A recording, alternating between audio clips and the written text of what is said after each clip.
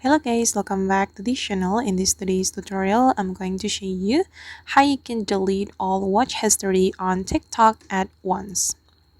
Okay, let's get into it guys. Here I have opened my phone, and first of all, I'm going to open up my TikTok application and I'm going to go to my setting. We can go to our profile and then click on these three lines on the top right, then select the settings and privacy. Okay, in the settings and privacy, you have to go to the activity center and then go to the watch history. Okay, and if you want to delete all watch history on your TikTok, you can click on select, then you're going to select all. Okay, then you can simply click on delete and all the watch history will be removed. Okay, just like that, and now the watch history has been deleted.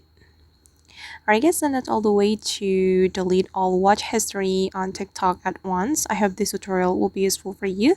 Thank you so much for watching, and if you found this tutorial useful, don't forget to like, comment, share, and also subscribe to this channel. Bye!